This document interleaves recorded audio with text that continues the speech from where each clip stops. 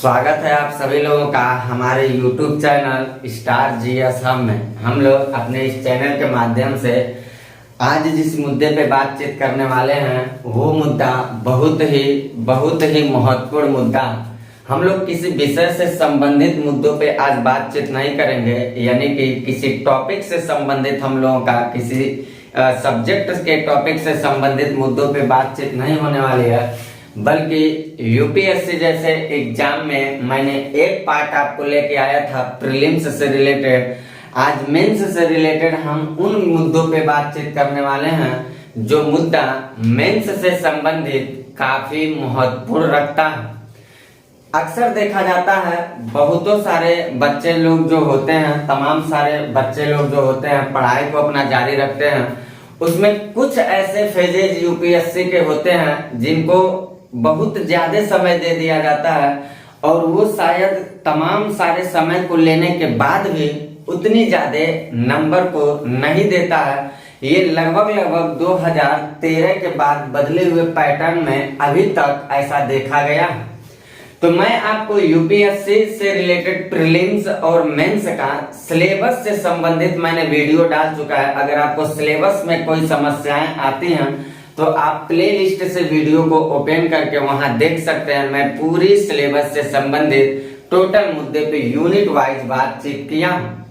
आज मैं जो बातचीत करूंगा उसके बाद अगर देखा जाए तो प्रीलिम्स से रिलेटेड भी मुद्दे पे मैंने बातचीत किया था, लेकिन आज मैं स्पेशल मुख्य परीक्षा यानी कि मेंस के बारे में बातचीत करने वाला हूं आपसे। अगर देखा जाए मुख्य परीक्षा को, तो जिस मुख्य परीक्षा के बारे में हम आपसे बातचीत करेंगे, इस मुख्य परीक्षा से रिलेटेड क्या क्या पूछे जाते, कितने घंटे पढ़ने, ऐसे भी कुछ लोगों के कमेंट आते थे, मैंने उसके भी बारे में बताया। घंटे के बारे में क्या रियलिटी है, कोई बहुत जरूरी हो ना, मैंने पूरी वास्तविकता तौर पे बताया।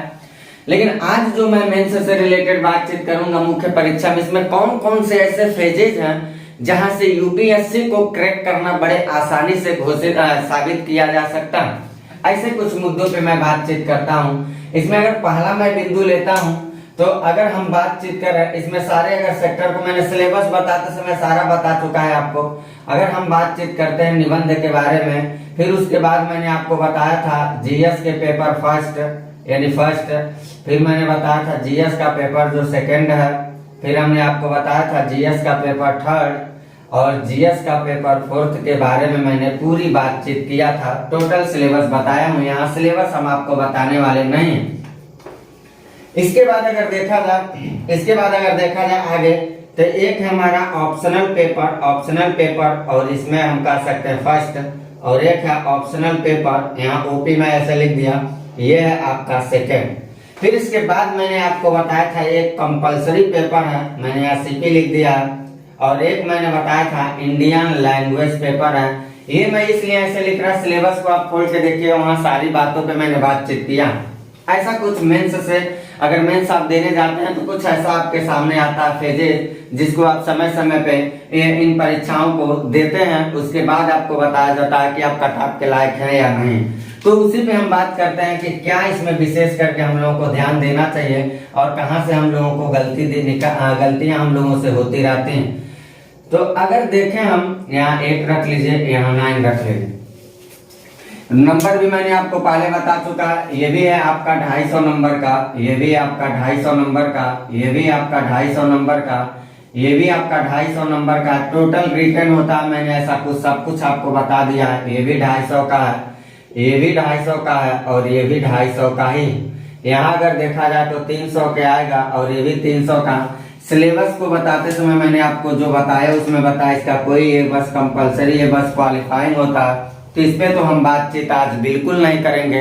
आज मैं बातचीत नहीं करेंगे और इसके अंदर क्या वास्तविकता, इसके लिए आपको सिलेबस वाली टॉपिक को वीडियो को देखना पड़ेगा, वहां देख करके आप क्लियर कर सकते हैं। तो मैं साफ साफ कह रहा हूँ, यहाँ हम इस मुद्दे पे आपसे एकदम बातचीत नहीं करने वाले हैं। इसके नीचे हमारी जो बातचीत होगी ये इसके टोटल ऊपर के मुद्दे पे बातचीत होगी, यानी इन सारे मुद्दों पे हम बातचीत करेंगे।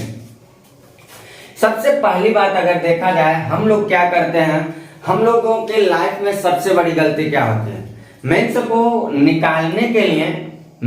निकालने के लिए हिंदी मीडियम के विशेष करके जो लोग होते हैं उन लोगों के साथ गलती ये होता है, वो लोग सी सेट और जो प्रीलिम्स में सी सेट आता और जो मेंस में कंपलसरी पेपर आता, जो कंपलसरी पेपर होता है इंग्लिश का, इसको बड़े आसान ले लेते हैं लोग और ज्यादातर बच्चे यही क्रैक नहीं कर पाते। पाना तो 75 नंबर ही होता है, लेकिन बड़ी मुश्किल की बात पड़ जाती है। अधिकांश बच्चों को देखा गया है इस फेज में आकर के वो लोग फेल हो जाते हैं। और मैं आपको साफ साफ बताया हूँ सिलेबस समझाते समय कि अगर आप इन दोनों में फेल हो जाते हैं तो चाहे लाख गुना आप इसमें अच्छा काम कर लें, उस नंबर का कोई मतलब नहीं है, वो धारा का धारा रह जाएगा। उसमें आप यहाँ चाहे जितनी भी अच्छा से अच्छा आप कर लें, आपकी कॉपी की शायद मूल्यांकन भी नहीं होगी, आपके नंबर को शो भी नहीं किया गया, यानी कि आप कुल मिला जुला के समझिए आप एक असफल कैंडिडेट ही रहेंगे। यानी कि यहाँ आपको पहुंचने के लिए इसको पास करना आपको बहुत जरूरी होगा। मैंने ऐसा कुछ आपको समझाया, वहां आप आसानी से समझ सकते हैं हमारी बातों को। हम विशेष करके बात करते हैं, इस पे जरा गौर करिएगा हमारी बातों को। हम लोग क्या करते हैं, यूपीएससी में आने के लिए ज्यादातर बच्चे क्या होते हैं, लोग समस्या से पीड़ित रहते हैं और उनके सामने समस्या क्या रहती है, क्या क्या पढ़ें, कौन कौन सी बुक पढ़ें, कौन कौन सा रिसोर्सेज हो और कौन कौन से ऐसे मास्टर हैं जो इन बिंदुओं पे बात करना जिनके लिए काफी आसान होता, जो अच्छे से सेटिस्फाई कर पाते हैं। ऐसे हजारों सवाल को लेकर के लड़का एक उम्मीद भरी बुनियादी के साथ अपनी तैयारी को जारी रखता है। लेकिन उस लड़के को ये किंचित मात्र भी पता नहीं होता है कि जिस हम मैराथन दौड़ में दौड़ लगाने के लिए चल रहे हैं, उस दौड़ में या उस युद्ध में कौन कौन से अस्त्र शस्त्र की जरूरत पड़ेगी, ये उसको एकदम नहीं पता रहता। बहुत सारे ऐसे लोग होते हैं जो अपनी तैयारी को जारी तो कर लेते हैं, आप अपने अगल बगल पूछ के ही देख लीजिएगा, लेकिन तैयारी के दौरान 2 महीने 4 महीने 6 महीने 1 साल तक गुजर जाते, उनको ये भी नहीं पता चलता कि जिस कंपटीशन की हम तैयारी कर रहे हैं वास्तव में उसकी सिलेबस क्या है, पूरे टॉपिक वाइज उन्हें पता नहीं रहता। अब ये बताइए, जिस लड़का को ये भी पता नहीं है कि उसे क्या क्या पढ़ना चाहिए, वो भी लड़का उस दौर में गुजर चुका है, ये उसकी भी गलती नहीं है। गलती कहाँ आ जाती है, बच्चा अगर मान लीजिए बच्चा आया पढ़ने के लिए, कोई भी लड़का कहीं पढ़ रहा है, किसी से गाइडलाइंस अगर ले रहा है, तो उसको निश्चित तौर पे अगर पता रहता तो आपके पास जाता क्यों। हर टीचर का दायित्व तो होता है जिस भी कंपटीशन की तैयारी को कराना चाह रहे हैं उससे उसको अवगत कराएं। अगर आप अवगत नहीं कराएंगे तो निसंदेह लड़का उसके बारे में नहीं जानेगा और वो लड़का अधूरे ज्ञान को लेके ऐसे मैदान में दौड़ता चला जाएगा, उसको पता भी नहीं रहेगा कि हम किस दिशा में जा रहे हैं। अंततोगत्वा वो असफलता को ही हासिल करता। इसलिए अगर किसी भी कंपटीशन की आप तैयारी कर रहे हैं तो 2 बात को मेरी कभी मत भूलिएगा। पहला, जिस भी कंपटीशन की तैयारी करते हैं आप, उसका सिलेबस आपको पता होना चाहिए कि क्या क्या पूछे जाते हैं, क्योंकि पढ़ाई के दौर में बहुतों सारे ऐसे तत्व रहते हैं जिनको सीखने की अभिलाषा बच्चों को अपने कंपटीशन के ही दौरान आ जाता है, नतीजन असफलता। क्योंकि वो वक्त निकाल करके अपना जो अन्य मुद्दों पे दे रहा है, वो टाइम और वो जानकारी उसके कंपटीशन से कोई ताल्लुकात नहीं रखते हैं, तो फिर उस पढ़ाई का मतलब क्या है। उसको अगर विद्वता ही हासिल करना है तो लड़का विद्वता को हासिल करके समाज में अपने आप को साबित करना क्या चाहेगा। ये वो जमाना नहीं है जहां विद्वान लोग होते थे और जिनका चरण स्पर्श करके उनकी बातों को मान करके लोग आगे चलते रहते थे। वर्तमान उत्तर आधुनिक अगर परिस्थिति की बात किया जाए तो यहाँ विद्वता अगर साबित करना है तो समाज का एक स्ट्रेटेजी बन चुका है कि आपके ऊपर एक सरकारी दस्तावेज भरी मोहर लगी है या नहीं लगी है, मतलब आप एक काबिल या कोई सरकारी नौकरशाह हैं या नहीं है। अगर नहीं है तो आप लाख बात करते चलिए, शायद समाज इसको एक्सेप्ट नहीं करते हैं। ये समाज की अपनी एक विडंबना है। वैसे समाज के लोगों को देखा जाए तो बाढ़ के पानी की तरह होते हैं, जिधर ढलान पाएंगे उधर ढल जाएंगे। उनकी भी गलती नहीं होती। अगर आपके अंदर कमियां पाएंगे तो बोल उठेंगे। अगर आपके अंदर 1000 अच्छाई हो, एक बुराई पा गए तो शायद आपकी 1000 अच्छाई एक बुराई पर भारी नहीं पड़ पाएगी, यानी 1000 अच्छाई आपकी खत्म कर दी जाएगी एक बुराई के वजह से। समाज की कुछ ऐसी अजीबोगरीब लीलाएं देखी जाती, इसलिए आपसे मैं ये कहना चाहता कि अगर रेस के दौड़ में आप निकलते हैं तो उन गलतियों को मत करिएगा जिन गलतियों के वजह से हजारों लोग असफलता को हासिल करते हैं। उसमें हम और आप जैसे भी कुछ लोग हैं जो तमाम सारी गुणवत्ता को रखने के बाद भी अपने आप को इस बात से साबित नहीं कर पाते हैं कि उनके अंदर भी वो चीजें हैं जो एक IAS अधिकारी बनने के लिए हैं, लेकिन कुछ छोटी गलतियों के वजह से उन्होंने अपने आप को साबित नहीं कर पाया। तो इसका मतलब ये नहीं है, लेकिन समाज इसको नहीं एक्सेप्ट करता। अब ये आप डायलॉग मारते चले, ये अलग बात है। आप देखे होंगे यूट्यूब वगैरह पे भी चलता रहता है ये स्टेटमेंट, एक बहुत समय वायरल भी हुआ था कि जिंदगी का सबसे बड़ा रोग क्या कहेंगे लोग। ये बस कहने और सुनने में अच्छा लगेगा।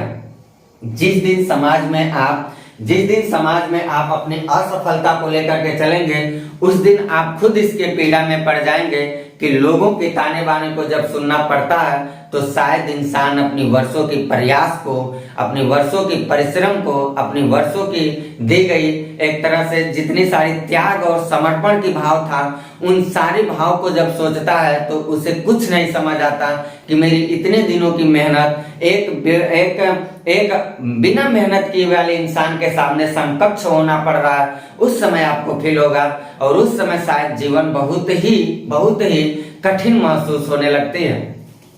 इसलिए आप कंपटीशन में उतरे तो यहाँ 3 मंत्र को मेरे याद रखिएगा। 3 मंत्र को दुनिया का कोई भी मास्टर आपको बताएगा तो ये 3 बात तो जरूर बताएगा, बाकी फेक बात तो सैकड़ों उसी में सिखाते हैं। समझाने के दौर में इतने ज्यादा मोटिवेशनल टीचर चल चुके हैं जो मोटिवेट करने जाते हैं, लेकिन मेरा एक सलाह मानिएगा, मोटिवेशनल क्लास देखना जरूरी होता है, लेकिन मोटिवेशनल पे आधारित होकर के आप चाहेंगे अपनी कंपटीशन को निकाल पाना तो समझ लीजिएगा कि मोटिवेशनल चीज ही आपको मानसिक रूप से विकलांग बना चुका है। शायद आप बिना मोटिवेशनल के एक कदम भी आगे नहीं चल पाएंगे। इसलिए बहुत ज्यादा पढ़ाई के दुनिया में मोटिवेशनल चीजों को लेना विद्यार्थी के लिए घातक साबित होता है।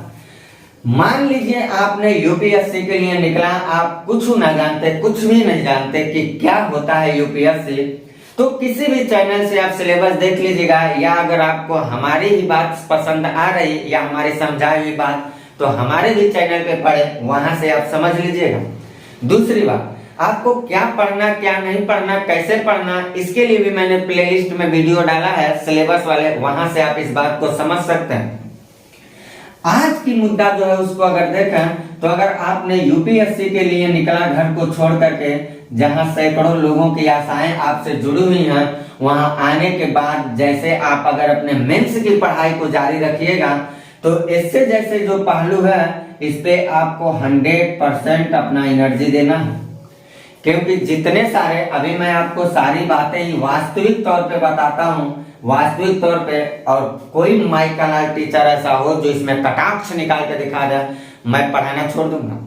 पूरी वास्तविकता बात आपके सामने शेयर कर रहा इस अपने वीडियो के माध्यम से, पूरा चाहे जो भी हो कोई भी हो, 2013 से लेकर के 2022 के रिकॉर्ड को लेकर के आएंगे आप, शायद यहाँ तक आपको लागू होते ये मिलेगा। आप इस एस्से वाले जो फेज है इस पे आपको प्राथमिक स्तर पे दर्जा देना है, क्योंकि सबसे ज्यादा नंबर देने वाला है जो टॉप करता है, वो भी यहाँ बहुत ज्यादा नंबर, 1-2 अपवाद मिल जाएंगे तो 1-2 अपवाद को लेकर के आधार मत बनाइएगा। समाज के कुछ कामचोरों की कहानी क्या होती है, 1-2 अपवाद को लेकर के सामाजिक बुनियादी बना देते हैं और उसी को लेकर के हजारों, वही मैंने बताया, हजारों अच्छाइयों में एक बुराई को मत तलाशिए। आप एक बुराई हजारों अच्छाइयों में तलाशने की कोशिश करेंगे, इसका मतलब आप खुद गड़बड़, आप खुद बेकार हो चुके हैं। इसलिए जैसे समाज के लोग ऐसे कहते रहते हैं कि आसमान की शिखर मालाओं पे अगर 4 दीपक आप जला देंगे तो धरती पे उजाला नहीं होगा। धरती पे उजाला करने के लिए सूर्य की तरह प्रकाश चाहिए। इसी तरह से कंपटीशन में उतरे हजारों उदाहरण में 1-2 अपवाद को अगर आप ध्यान में रख करके अपनी पढ़ाई को आगे बढ़ाएंगे तो मान के चलिए कि आप असफलता के मार्ग का अनुसरण कर चुके हैं। इसलिए दो अपवाद होते हैं तो उन्हें होने दीजिए। अपवाद के पीछे आपको नहीं भागना। आपको प्राथमिक स्तर पे जो दर्जा देना है, ऐसे पे देना है, 100% देना। अभी मैं कुछ समय के लिए जीएस फर्स्ट, सेकंड और थर्ड को मैं कुछ समय के लिए अभी मैं रखता हूं, अभी पेंडिंग में। अभी मैं आता जीएस फोर्थ के पास मैं आता, और यहाँ भी आपको एथिक्स जो हमने सिलेबस बताया था पूरा आपको फुल पोटेंशियल देना है। यहाँ भी एक ही पोजीशन पे रखिए इसको।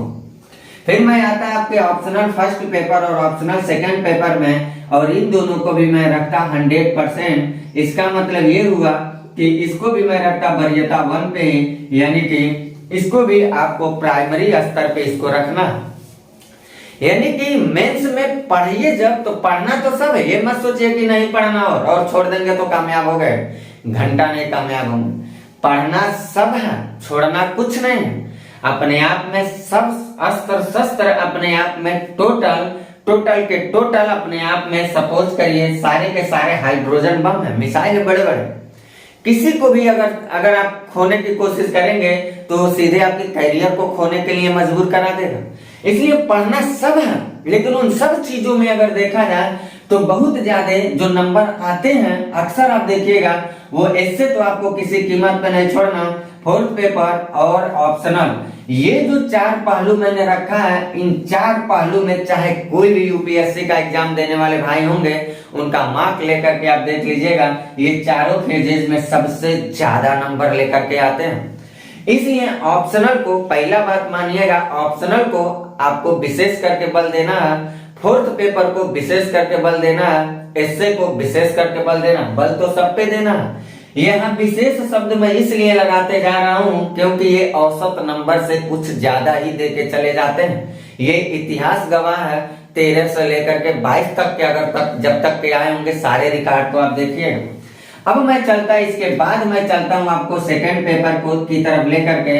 इसके बाद आप सेकंड स्तर पे आते हैं तो आपको नंबर देने वाला जो सब्जेक्ट होगा वो होगा जीएस का सेकंड पेपर, जहां मैंने आपको सिलेबस की अगर बात देखा जाए सिलेबस की, तो यहाँ मैं आपको बता चुका एथिक्स सही है। यहाँ इससे मैंने सेकंड जो लिखा, यहाँ मुश्किल, यहाँ आपको पढ़ना क्या होता है, पॉलिटी विशेष करके पढ़ना होता है, जिस पॉलिटी से ज्यादातर नंबर आते हैं।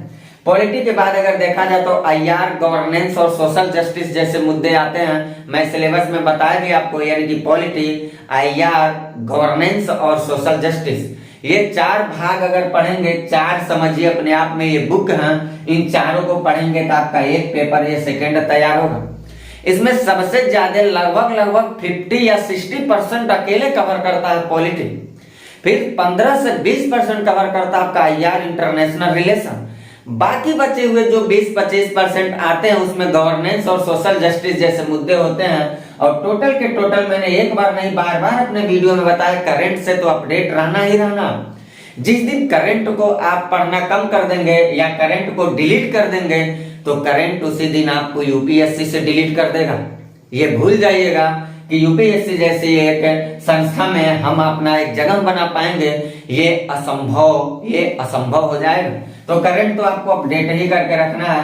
यानी कि दूसरी वरीयता अगर देखा जाए तो नंबर आपको सर्वाधिक लेकर के जो आने वाला है वो आने वाला है दूसरे नंबर पे, वो पॉलिटी मतलब सेकंड पेपर है। और विशेष करके सेकंड पेपर में आपको विशेष करके क्या करना है, पॉलिटी वाले फेज को सबसे ज्यादा देना है बल, फिर आईआर वाले, बचे हुए जो गवर्नेंस है और जो सोशल जस्टिस है ये भी आपको पढ़ना ही रहेगा, ये भी आपको पढ़ना रहेगा। मैंने ये सिलेबस में सारा मेंशन करके बताया था।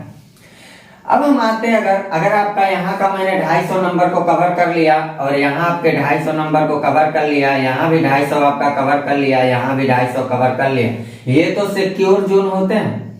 ये जो 1000 नंबर हुए ये आपके एकदम सिक्योर जोन है, एकदम यहाँ से औसत नंबर आप लेकर के आएंगे। फिर मैं आता हूँ यहाँ के 250 वाले पे, यहाँ के 250 वाले पे, तो जो यहाँ का 250 है ये भी लगभग नंबर दे के ही जाता है, लगभग नंबर देकर जाता है। समस्या कहाँ फंसती है। इसके बाद अगर तीसरे नंबर पे वरीयता देखा जाए तो आता है जीएस का फर्स्ट, जहां मैंने आपको बताया था हिस्ट्री पढ़ना है, विशेष करके आर्ट एंड कल्चर। फिर मैंने बताया था जियोग्राफी पढ़ना, वर्ल्ड और इंडिया दोनों। उसके बाद मैंने आपको बताया था सोसाइटी पढ़ना है, सोशल जस्टिस, सोशल इशू पढ़ना है आपको। सामाजिक मुद्दे पे भी सवाल पूछते रहते हैं। यानी 3 बात को लेकर के जीएस पेपर 3 चीजों को लेकर के आता है, एक हिस्ट्री इतिहास, एक ज्योग्राफी भूगोल और एक सामाजिक मुद्दे यानी कि सोसाइटी से रिलेटेड आपको बात है।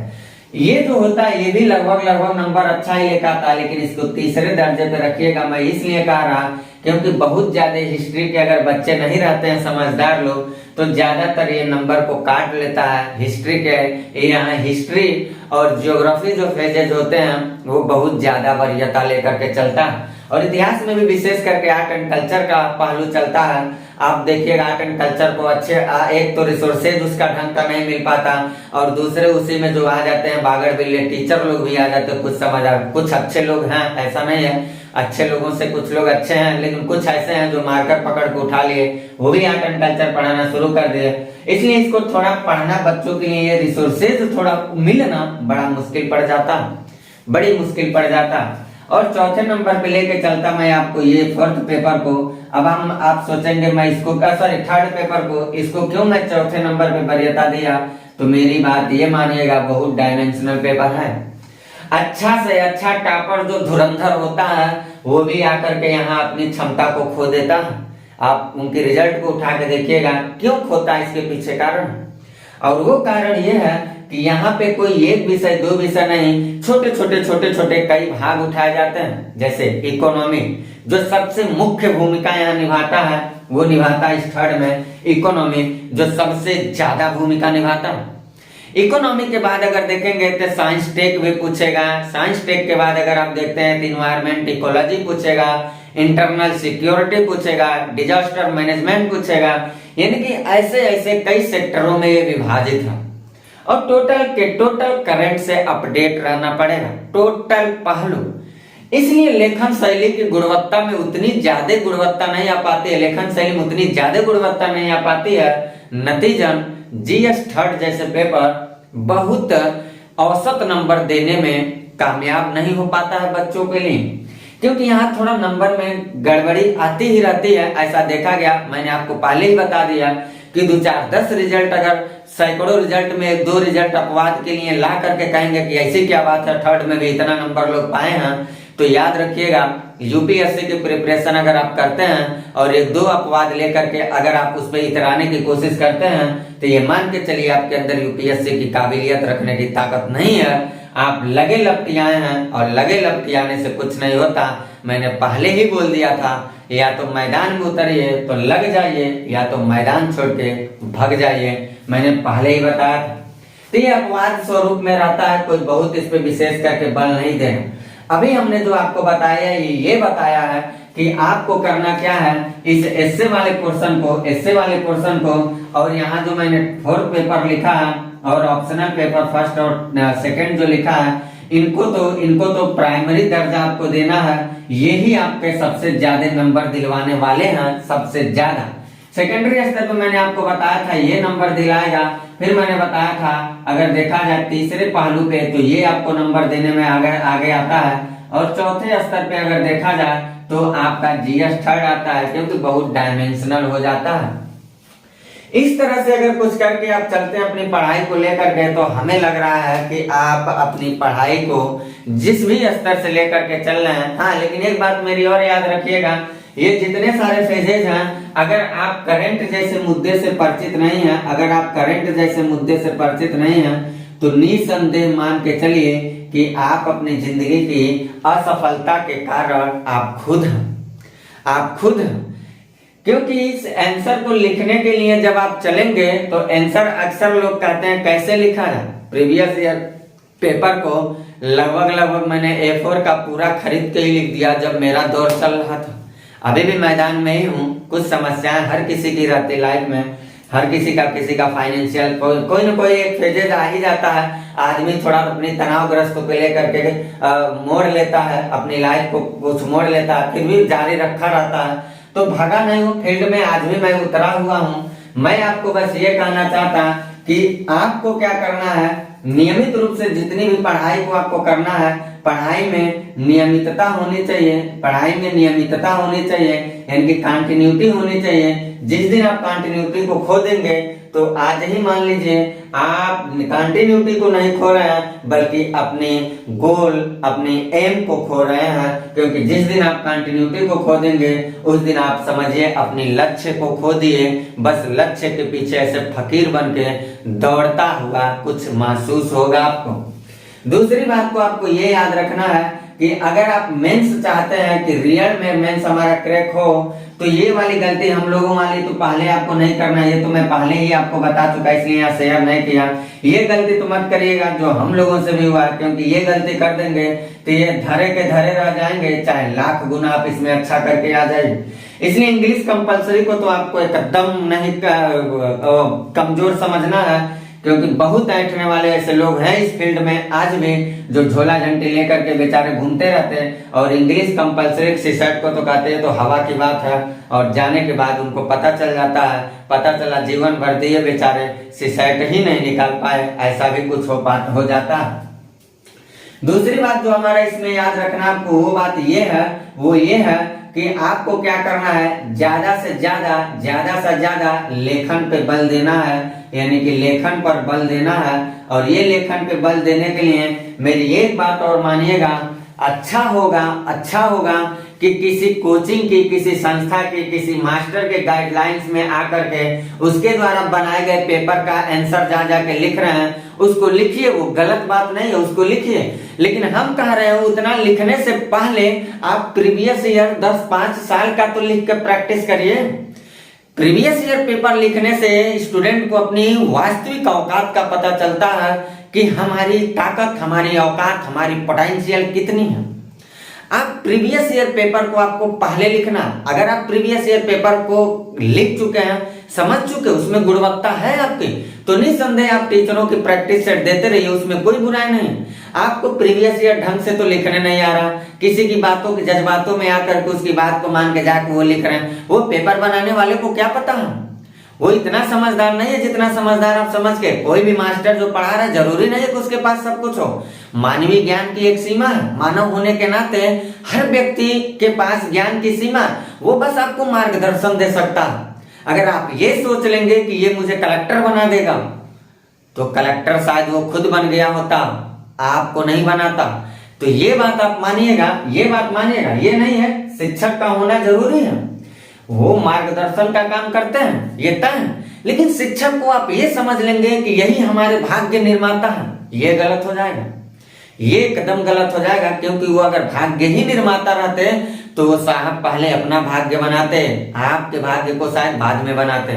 इसलिए ये मानिए आप कि हमें टीचर की जरूरत पड़ेगी, अध्यापक चाहिए, बिना गुरु का ज्ञान नहीं होता, ऐसी कहावत परंपरागत तौर से चलती आ रही और वो सत्य है, उसमें कोई गलत नहीं। लेकिन उसको अपना भाग्य मत समझिए, क्योंकि ऐसा संभव नहीं है। तो आपको यहाँ क्या करना है, लेखन पे बल देना है। और लेखन पे बल देने के लिए ज्यादा हम कह रहे हैं, बार बार कह रहे हैं, प्रीवियस ईयर पेपर पे सबसे ज्यादा बल दीजिए। अगर प्रीवियस ईयर को आप आसानी से कर लिए तो आप किसी टीचर, किसी संस्था की या कोई टेस्ट सीरीज वगैरह ज्वाइन कर रहे हैं तो कोई बात नहीं, लेकिन लिखिए पहले प्रीवियस ईयर, पीछे के कम से कम 5-7 साल, 4-5 साल, 8 साल के तो जरूर कम से कम लिखिए। ना सहे 2022-23 देना चाह रहे हैं आप, ज्यादा ना सहे 2013 के बाद की ही सवालों को लिख लीजिए। लिखेंगे तो आपको अनुभव मिलेगा। लिखने से ही कोई भी व्यक्ति, कोई भी मास्टर आपको लेखन का शैली सिखा नहीं सकता। वो कहेगा पृष्ठभूमि बनाओ तो यहाँ उसकी उद्देश्य को लिखो, ये करो, वो करो, महत्व बताओ, समस्या बताओ, निष्कर्ष, ऐसे तमाम सारे हर टीचर अपने अपने अंदाज में बताएंगे।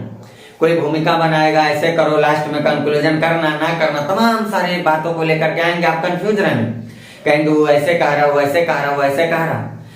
लेकिन ये वास्तविकता तो ये है कि ये सारी बातें को सीखने से अच्छा होगा कि आप खुद कलम उठा करके पेज पे लिखना शुरू कर दें। जब 2-4 दिन, 5 दिन, 10 दिन लिखेंगे तो आपकी कॉन्सेंस आपको खुद बता देगी कि आपको कैसे लिखना है और एग्जामिनर आपसे क्या पूछना चाह रहा है और आप क्या देना चाह रहे हैं। लेखन की जो बात होती है उसमें सवाल जो पूछे जाते हैं, उस सवाल को ही अगर देंगे तो अधिकांश लोग सवाल को तोड़ नहीं पाते हैं। मैं अपनी कोई वीडियो लेके आऊंगा, मैं बड़े आसान तरीके से बताऊंगा।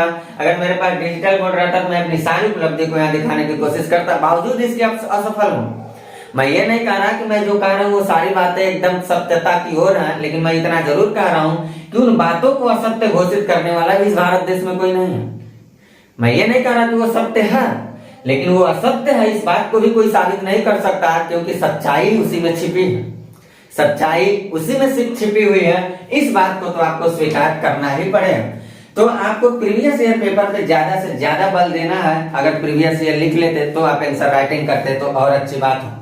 मैं अपनी एक वीडियो और लेकर के आऊंगा जहां आपको आंसर का 2-4 मॉडल बताऊंगा कि क्वेश्चंस को तोड़ा कैसे जाता है। प्रश्न को ज्यादातर लोग तोड़ नहीं पाते हैं, उसको मैं बताऊंगा कि प्रश्न को आखिर तोड़ा कैसे जाता है। उसको कई खंड में जब तक आप तोड़ के नहीं करेंगे तब तक आंसर नहीं लिखने वाले। आइए अलग इस बात को आपको याद रखना। तो आपको हमने अभी क्या क्या बताया कि विशेष बल आपको कहाँ कहाँ देना है। पढ़ना सब है, मैं एक बार नहीं बार बार कह रहा हूँ, पढ़ना सब है। यहाँ मैं कोई सिलेबस वगैरह नहीं बताया। सिलेबस जानना होगा तो मेरे सिलेबस वाले देखिएगा। पढ़ना सब है। नंबर आपके ज्यादा कहाँ से आते हैं, ज्यादातर ऐसा रिकॉर्ड देखा गया है, वो मैंने आपको बता दिया। सारी बातों को 100% ही पोटेंशियल देकर के आपको पढ़ना है। नियमितता आपके पढ़ाई में होनी चाहिए। लेखन पे ज्यादा से ज्यादा बल देना है। अगर आप मेंस चाहते हैं निकालना, तब कोई माइकल आपका सिलेक्शन नहीं रोक सकता, ये मेरा दावा है। अगर आप इस चीज को रखते हैं तो शायद कोई माइकल आपके सिलेक्शन को नहीं रोक सकता है। हाँ, आपके अंदर एक घमंड ना हो, और वो है कि सी सेट और इंग्लिश कंपलसरी तो हलवा जैसे निकालूंगा। जिस दिन ये घमंड आपके अंदर आ गया तो मान के चलिएगा कि सी सेट और इंग्लिश कंपलसरी एक दिन जिंदगी को आपको हलवा बना के रख देगा। ये आप मान के रखिएगा, ये पूरी सत्य बात है, इसको आपको स्वीकार करना ही होगा। तो इतनी सारी बातों को रखिए। रह गई बात वाइवा की, तो वाइवा के बारे में भी बहुत सारे लोगों की अलग अलग भ्रांतियां रहती हैं, और वो भ्रांतियां होती, बहुत सारे ऐसे नवाब लोग होते हैं, आप देखते होंगे गांव में घूमेंगे, वो होपलेस करते हैं बच्चों को। कहेंगे मैंने प्रीलिम्स निकाला, मेंस निकाला, वाइवा से छट के चला या वाइवा में फेल हो गया, ऐसा बोलते हैं। उसको ये पता नहीं है कि वाइवा में आदमी फेल भी होता है कि नहीं होता, उसको ये भी पता होता नहीं है। वो तो बस हवाबाजों की तरह से फेंक रहा है, उसको पता ही नहीं है। वाइवा से जहां तक वाइवा की बात है, तो वाइवा में याद रखिएगा, बहुत घबराने की बात नहीं है। वाइवा जो है आपका, वाइवा जो 275 अंक का आपका वाइवा कराया जाता है, यहाँ आपको फेल करने की कोई नौबत नहीं आएगी। हाँ, आप अगर अपने कैरेक्टर को ज्यादा डिस्टर्ब कर देते, ऐसा आप पैनल के सामने कर देते, आयोग की पैनल बैठी है, आपका वहां ज्यादा डिस्टर्बेंस अगर कर देते, तो हो सकता है आपके चरित्र पे धब्बा लगाया जा सके, ये अलग बात है। लेकिन आप फेल होंगे ये साबित नहीं किया, ये गलत बात है। हाँ, जो वाइवा से छट के लोग आ जाते हैं वो वाइवा में फेल नहीं होते, उसके पीछे वास्तविकता ये है। मान के चलिए, यहाँ मैं आपको एक बात फिर बताता, मान के चलिए कि यूपीएससी मेंस ये सारा आपने किया, सब मिला जुला के सपोज करिए आपने 100 नंबर पाया, और मान के चलिए आप वाइवा में पा गए, वाइवा में आप पाए हैं 15 नंबर। एक लड़का क्या किया, यहाँ पे पूरे मेंस में एक लड़का ने पाया है 70 नंबर, और यहाँ उसने वाइवा जब दिया तो उसने पाया 35 नंबर। सपोज करिए ये 50 नंबर का था, ये सपोज करिए ये सपोज करिए 200 नंबर का था, सपोज करिए ऐसे, क्योंकि यूपीएससी की सारा मैंने बताया 2025 नंबरों का वो बड़ा डाटा हो जाएगा, जोड़ घटाव मुश्किल। अब अगर देखा जाए तो इसका जोड़ेंगे नंबर तो होगा 115, और इसका जोड़ेंगे नंबर तो कितना होगा, तो इसका होगा 105। अब आप हमें बताइए इन दोनों में किस लड़के को पास करना है यूपीएससी जरूरी समझेगा। तो आप शायद कहेंगे 115 को, लेकिन ये वाइवा में 15 ही पाए, ये वाइवा पास होश नहीं, जो आमतौर पे लोग फेंकते रहते हैं, ये तो वाइवा में 15 ही पाए, ये 35 पा के भी फेल हो रहा, क्योंकि इसने अपने मेंस में पूरी की पूरी कम नंबर लेकर के आया था, तो पास होगा कहां से। इसने यहाँ पे अपनी पूरी गुणवत्ता को ही गिरा दिया। इसलिए याद रखिएगा, वाइवा का जो नंबर होता है ये फेल और पास नहीं, ये आपको फेल और पास नहीं करता, बल्कि वाइवा का नंबर आपके कटऑफ को निर्धारित करता है कि आप मार्केट में टिकने वाले हैं या मार्केट से भागने वाले हैं। ये आपके कटऑफ को निर्धारित कर रहा है। कुल मिला जुला के अगर देखा जाए ये फेल पास नहीं करने वाला। वाइवा में आप कम नंबर पाते हैं तो कोई दिक्कत नहीं, आपको इतना ट्रस्ट होना चाहिए कि मेरा मेंस जबरदस्त हुआ, कोशिश करिए मेंस में ज्यादा से ज्यादा नंबर लाए। और मेंस में भी अच्छा लेके चले आए, वाइवा में भी आपने अच्छा ही गुणवत्ता दिखा दिया, तो निसंदेह आप रहेंगे टॉप 100, टॉप 10 या टॉप 1 ही हो सकते हैं, ऐसा कुछ आपके अंदर आएगा।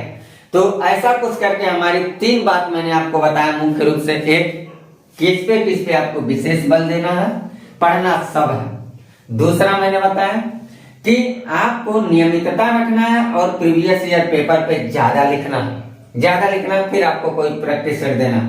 तीसरा मैंने ये बताया कि वाइवा का जो ड्रामा मार्केट में चलता रहता है, उस ड्रामे को खत्म कर दीजिए।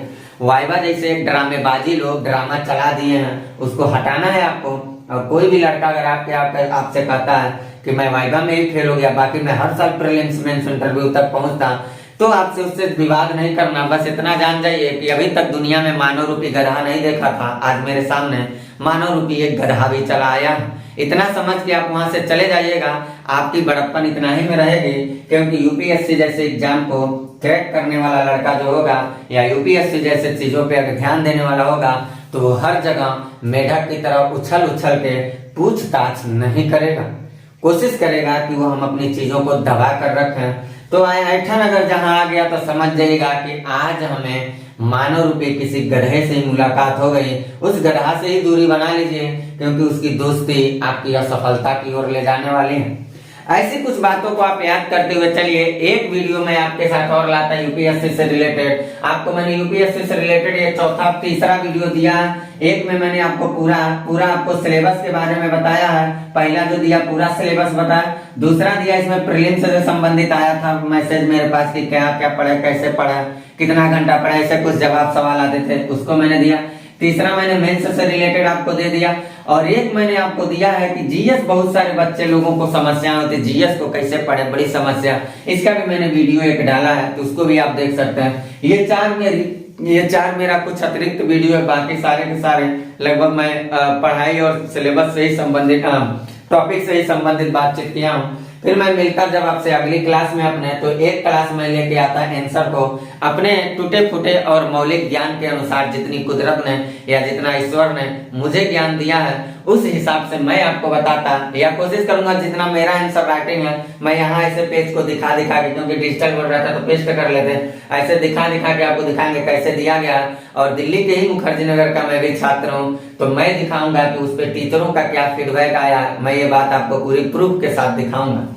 तो अगली क्लास के साथ लगे रहिएगा। अगली क्लास के साथ मैं ऐसी कुछ चीजों के साथ आपके साथ पेश होने वाला हूँ। इन सारे मुद्दों को आप कोशिश करिए, ध्यान रखिएगा, बहुत ज्यादा इतराने की कोशिश मत करिएगा। यूपीएससी जैसे एग्जाम के लिए शालीनता का होना बहुत जरूरत है और कंटिन्यूटी का होना जरूरत है। तो आपको मेधावी छात्र बन करके आप तभी समाज में अपने आप को साबित कर सकते हैं। जब यूपीएससी के प्रत्येक पहलू को अपने जीवन का अभिन्न अंग समझेंगे, शायद तभी आप यूपीएससी को अपना एक दोस्त बना सकते हैं या अपनी एक गर्लफ्रेंड के रूप में साबित कर सकते हैं। वरना यूपीएससी आपके पास आने होने वाला नहीं है। ये सारी भौकालबाजी की बातें छोड़ना पड़ेगा और अच्छा होगा कि आप अपने कदम को ही, अपने मार्ग का ही अनुसरण कुछ और तरीके से करें। तो इतनी सारी बातों को आप याद रखें। मिलता हूं मैं आपसे अगली वीडियो में, अगले कुछ नए हो सकता मैं अपने टॉपिक के ही साथ मिलूं। हिस्ट्री अभी मेरी क्लास चल रही थी तो उस बिंदु पे ही बात करूंगा, बाद में मैं आ जाता आंसर राइटिंग से संबंधित कुछ बातों को बताता हूँ। इतनी बातों को आप ध्यान रखते चलिएगा। बाकी मैं लेता हूँ आपसे इजाजत। Bye, best of luck.